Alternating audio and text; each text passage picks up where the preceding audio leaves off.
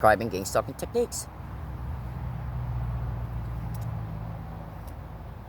Okay, so this is, I think now video 4 of this 4-part video series, which is actually probably going to be more than a 4-part video series.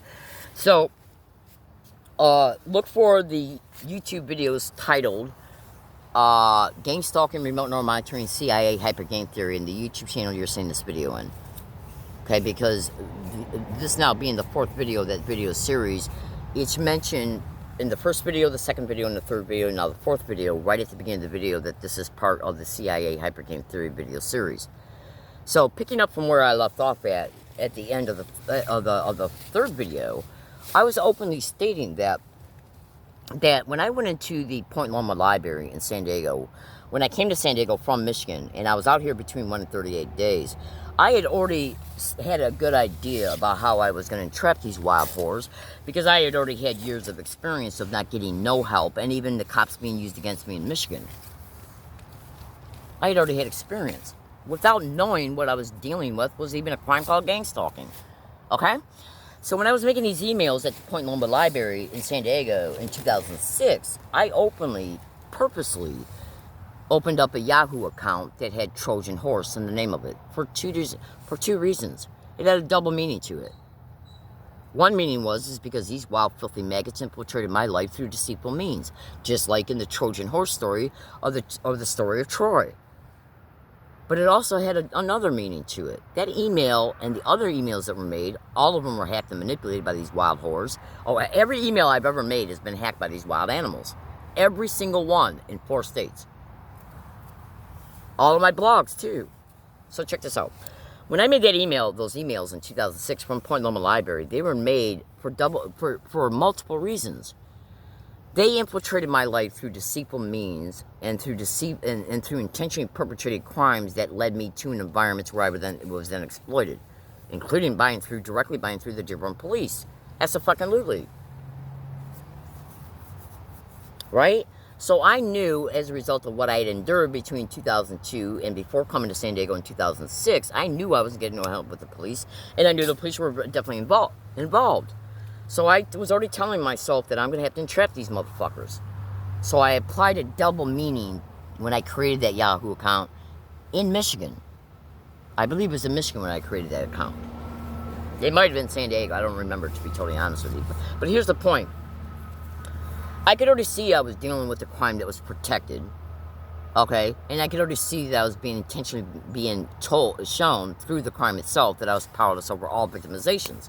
So I could see that the only way that I could try and do anything to at least prove I was being victimized was applying my own techniques and strategies and effecting them upon anybody and everybody that was being used that would come into my life, when then I applied the strategies against a specific... If you apply, in effect, a strategy onto a agency that's supposed to be helping you, and then that effective strategy produces undisputable evidence, okay, then what you're basically doing is infiltrating, okay, their arena, their personal space. The police are the police, okay? Meaning that the police have a certain job function, they have certain things they're supposed to be doing, and there's definitely things they're not supposed to be doing. So if you know that the police are involved in this crime and will not fucking help you at all, and then can even be used against you, then through creative means you can prove it. By using them against themselves. When I was a little kid, I got jumped one time at a grade school. This shit matters, no matter what you're concluding about what I'm saying or not. It matters. Check this out. When I was a kid at elementary school, I remember it like it was yesterday almost. I left school and I got jumped by about 6 kids, literally. And I was just a little female girl. I mean, I was very petite when I was little. And so 5 or 6 kids, they surrounded me, and I was in the middle. And I thought to myself, how the hell am I going to get out of this circle? Okay? So the only thing I could think of to do instantly was to take the little kids, the kids that were the smallest, and grab a hold of them and twirl them around and throw them physically into the big ones in order to open up a gap of this physical circle I was being engulfed in, because they were surrounding me, in order to open up a gap so I could step out of it, so I can engage in a little bit of more free footwork in order to try and take on any or more that came out at me at once. Okay? So, you know, we can apply that same concept in this crime when it comes to fighting it. The police are controlled by somebody. Who the fuck they controlled by? When you look at Brian 2's information on the internet, go to Google and type in Brian 2, the 2 hypothesis at YouTube and Google, Brian 2, remote neural monitoring and gang stalking at Google and YouTube. Watch all of his videos. Read everything that's in the descriptions of his videos. Study everything he exposes in YouTube videos and descriptions of YouTube videos and his blogs and Facebook posts. These fucking psychos who are managing this crime at the federal level, including intelligence agencies, they're fucking hiding behind state, county, and local cops. State, county, and local cops are absolutely directly connected to this crime in reference to the perpetration of it in order to create revenue as well for state, county, and local jurisdictions. But they're also definitely controlled by federal assholes. You know, these federal whores. And I know that's strong language, but fellow American citizens, if you had any idea what I endure on this crime on a daily basis and what's already been done to me, you'd say that's generous. Literally. So the only way that you can prove that the cops are criminal when it comes to this crime is to prove it. Then when you see that they're continually criminally against you, you not only start to witness that they're criminal, but then you really, really start asking yourself, why are they being so criminal? And then when you sit back and you say, okay, well, there's tens of thousands of victims that are on the internet right now openly stating that they reported this crime to the federal level and not one victim has gotten any help at all. In fact, it's also widely reported that they've experienced massive severe retaliation after reporting it to the FBI and other intelligence agencies. So just Google the hell out of all intelligence agencies that you could think of to gang stalking. So Brian 2 openly reports it, and many educated, experienced gang stalking victims have already come to the conclusion that the implicated information on the internet concerning the military, the all alphabet agencies, the DOD contractors, the DIA, CIA, NSA, and so on, are the main perpetrators of some of the most sadistic aspects of this crime: rape, gang rape, torture, human trafficking, mass murder, and so on. Well, you say to yourself, well then, how can, like, when you look at electromagnetic weapons, torture, and gang stalking, so we know through educated knowledge, the very educated victims know that there's massive amounts of information on the internet openly disclosing that the military gave this technology to the intelligence agencies, who then turned around and shared it with state, county, and local cops. Now, none of these wild animals are going to admit they're even in possession of it or aware that it even exists, let alone confess to anything. So when you do enough research concerning my statements, you are going to absolutely, indisputably conclude that federal whores are working with state, county, and local whores, which includes state, county, and local cops. And I'm not saying all cops are bad people or all cops are directly connected to gang stalking organized crime syndicate, because that's what this is, a nationwide organized crime syndicate. But I stated in the other videos of this video series so far, I've stated that even good cops are completely controlled by this crime, because this crime is a program. Okay? So, you know, when I was a kid and I was being encircled by 5, 6 other kids, I said to myself, I'm going to throw this little kid into the big kid so I can create a gap to open up, so I can get myself physically out of this circle that they got me engulfed in, which will give me more leg room and more arm room, and so that I can't be fucking enclosed upon, right? So I took that type of scenario and I applied it into strategies that I developed in order to entrap police. Okay, I've also tried, at least one time so far, tried to expose who's controlling the police. And there's an extreme likelihood that it's the federal whores. Okay? So, is it possible for a gang stalking victim to entrap federal animals that are connected to this crime by somehow creating techniques to throw the state, county, and local cops into them that they're hiding behind? Is it possible? Well, I'm starting to begin to look at some of the knot theory, mathematical. When you look at what knot theory is concerning, it's a mathematical theory. So let me just show you something real fast. Now, when you see the end of this particular video, don't think that you're going to walk away with a somewhat hole in your understanding, but don't think that hole is going to be left there. I'm trying to do something here. I'm going to show it to you here in a second, as soon as I can find one that's good enough to show you. Okay, so let me show you something here real fast, sweethearts. Check this out. This is a rubber band. Now this is one rubber band. If you were to open this up and untangle it, it would be one rubber band. But, so let me take this rubber band over here, and I'm going to roll it up. Okay? I'm going to roll it up, baby cakes, sweethearts, and munchkin butts. I'm going to roll it up so it becomes all entangled. And then I'm going to pick it up because I want you to see what it looks like when it's entangled. Okay? Now, imagine you got a bunch more, one rubber band entangled in more than one way. But this is a good enough way to show you what I'm about ready to state concerning its meaning. Now, when you look at that, it looks like it's all knotted up. But it's one rubber band. If you were to shake it, and go like this, you're going to see it's just a rubber band. One circle. Connected all together. Okay? But if you were to go like this, fool around with it a little bit, what are you going to see? You're going to see aspects of it all bunched in together and touching each other, and so on and so forth. So, let me set the phone back over here. Now, so, remember, it is reported that gang stalking is using federal agencies, as well as intelligence agencies, as well as the DOD, the NSA, the CIA, okay, the DIA, and many others, the DHS, the DOJ. Military is also massively implicated as well as DARPA and many others. And then you got the fusion centers, and then you got the state, county, and local cops, and then you got all the other corporations and entities that are pretty much tightly connected to the criminal expedition of this crime as well. Now, if you were to take one rubber band and that rubber band is not knotted up at all, it's just one circle that you see. When you take a rubber band, you see that it's nothing but, okay, a perfect circle. So you can consider, when you look at this rubber band, as being the entire program of gang stalking.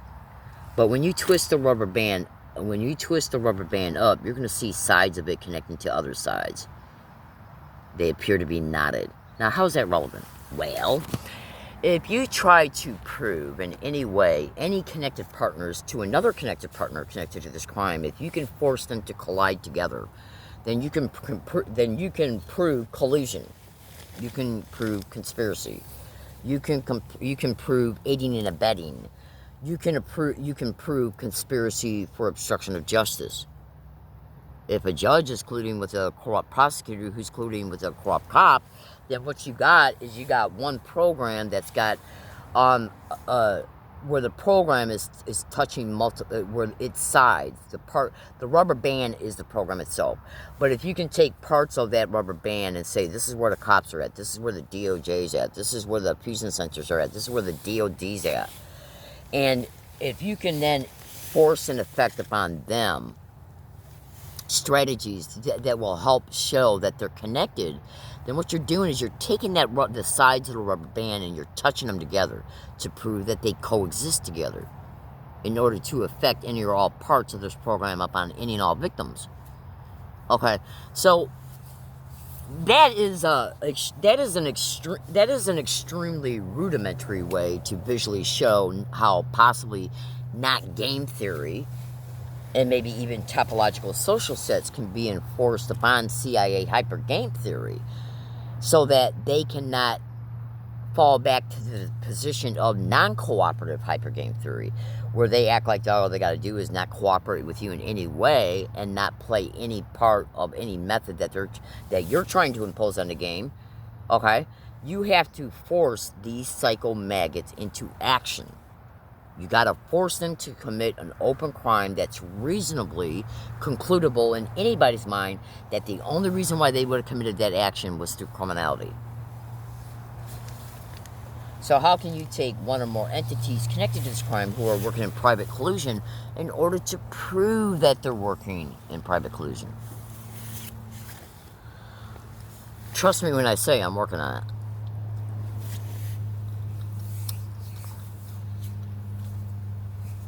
These wild whores know what they're doing to all victims, so you better be damn sure that the protection of this crime is at least equally as important as perpetrating it and achieving the criminal motivations of it for the monetary gain.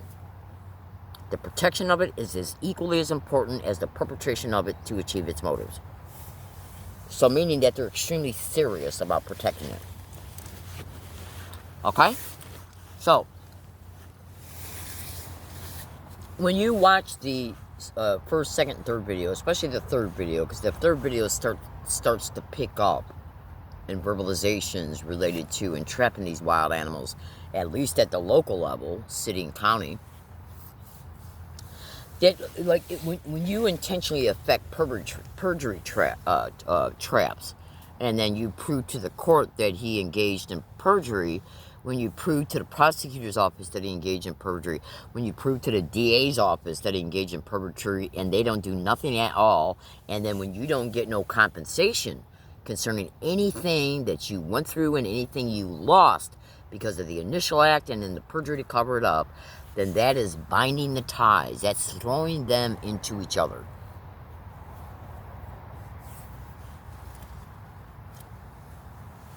That's showing how one crime, one rubber band, one crime, that's a circle from beginning to end. The beginning is the initiation of the crime.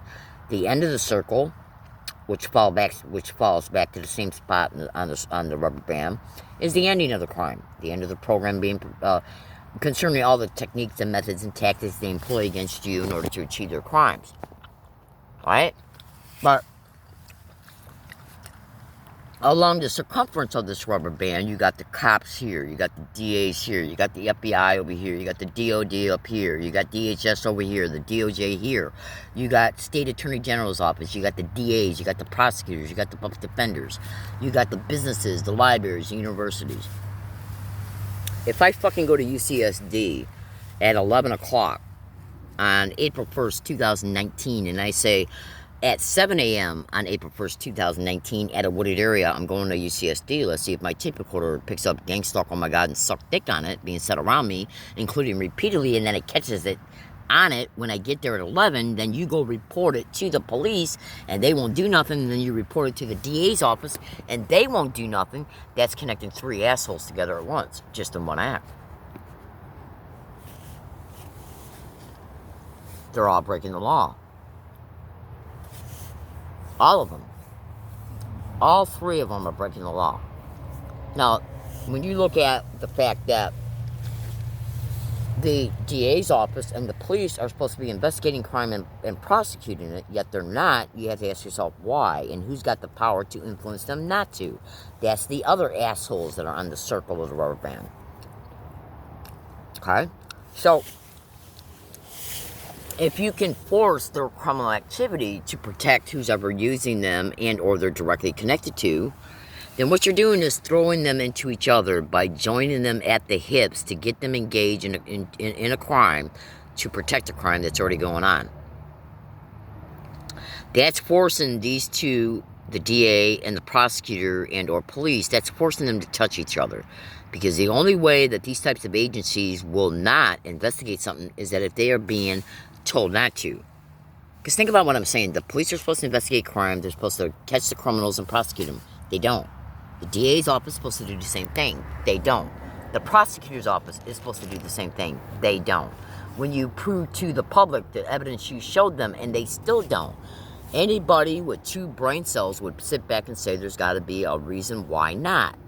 When all three are engaged in the same exact identical behavior of not investigating things, then you have to say there's got to be collusion between all three. Because there's no way that can happen by accident. There's literally no way that can happen by accident.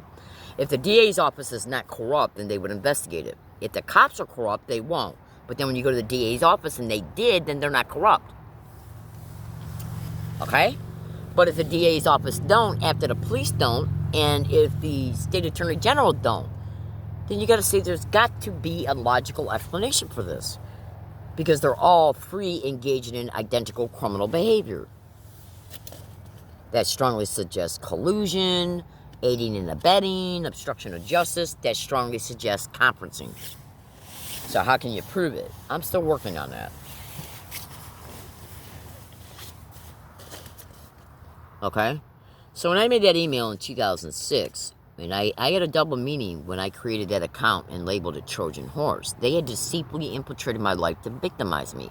I'm going to deceitfully enter their life using extremely creative legal strategies to prove that they were connected to what the fuck happened to me in 2006 and the purposed event that they staged that led to years of me being human trafficked and tortured and much more. One act SDPD did caused me to endure suffering, horrific crimes beyond your mind's dimensions and imaginations. Now, would you let somebody get away with something like that? Would you?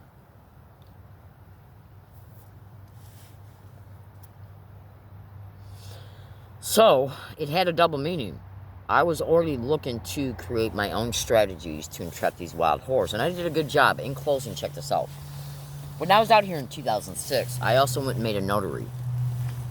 And in that notary, it was dated, if memory serves me correctly, it was dated, I think, 10/30/2006. October 30th, 2006. And it was a notary, and it openly said, I do not trust the police at all, SDPD. Okay, are they looking for a reason to petition me?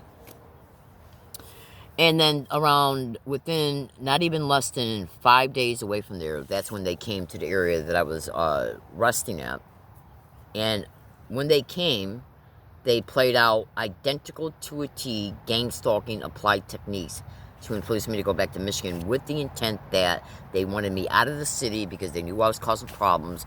As soon as I arrived in Michigan, I got immediately human trafficked and was non-stop human trafficked up until I left in 2011. I came out to San Diego to try and get away from Michigan's gang stalking, which I didn't know what it was at the time, thinking, okay, all I got to do is leave Michigan, I'll start a new life. But then as soon as I started seeing me getting gang stalked on all travel routes from Michigan to San Diego, and then in San Diego, I could see that this is a crime that wasn't going to stop. So I was already formulating my own, creative thinking and entrapping these wild whores, which I've done a lot of it in 3 states, actually 4, including proven very well. Let's just put it through this. Some of the evidence I got strongly implicates the CIA. Oh, absolutely. Okay, but check this out. So, when I made that notary on 10/30/2006, and it openly stated, and this is in my blog, attached as a PDF file. I'll tell you how to get to my blog here in a few minutes, but check this out. So, the notary I made said that I have great concerns of the police approaching me and trying to petition me, SDPD. That was made on October 30th, 2006. Within 5 days, they came to my area where I was resting. Applied, every single thing they did was applied gang stalking techniques that was designed to and achieved the motive to send me back to Michigan. Okay? Now, check this out. So, when I went back to Michigan and then left Michigan to go to Connecticut in April 2011, and then left Connecticut to come back to San Diego on August 8, 2011, I got massive, in-your-face, undeniable proof that I'm being gang stalked on over 8,700 audio files, thousands of YouTube videos, or hundreds of YouTube video evidence videos, and thousands of Periscope videos and YouTube videos showing me expose this crime, and so on and so on. Now, the evidence that I accumulated just in one environment shows that notary was correct. And remember, I didn't discover gang stalking until June 9, 2009. My blog proves that indisputably.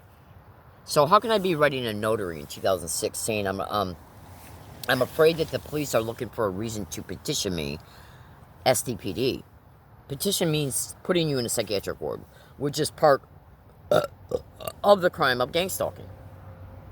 And the reason why I knew that is because of the open criminality that the Taylor police engaged in towards me as a direct result of me going in and asking 2 simple questions in the Taylor Police Department in 2006.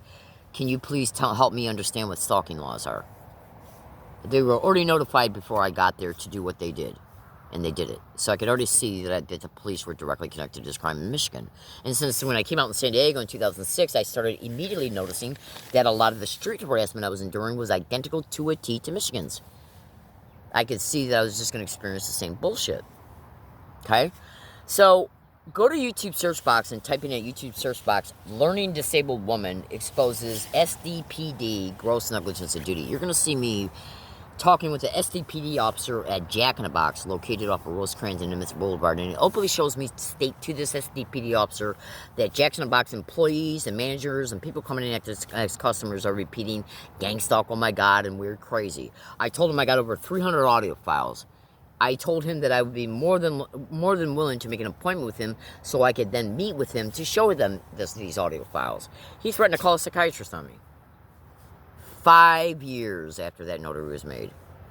So why the fuck do you think I went and made that notary in 2006? Because SDPD was circling the fuck around me, physically around me, along my routes. And remember, gang stalking is a crime that wants you to notice it. It's also a crime that wants you to remember, if you endured a crime through a police officer or department, they will fucking literally, concerning what's reported online, they will literally prop up that police department to force you to visually see them to remind you about how they've been used in the past. Intentionally. It's called memory anchoring and memory stimulation. To reinforce the victimization in your mind through your daily experiences. Okay? So, when you go into my blog, which is attached to my Twitter account, which is at HIGGINSGGGG. That's all lowercase. All the letters are right next to each other. Right after the @ symbol, which is right at the number two the number 2 key on your keyboard. At HIGGINSGGGG.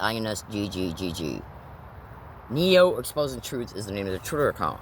My friggin' blog is right on the profile. Eventually, I'll be putting my blog in the YouTube videos that are dedicated to the YouTube account. This video series will go into. When you bring that blog up, you're going to see it all in there. So when you bring that blog up, you absolutely want to pay attention to what's in it, including the pasted PDF Gmail file that's titled "Copy of Pasted Hack Blog, December 2019."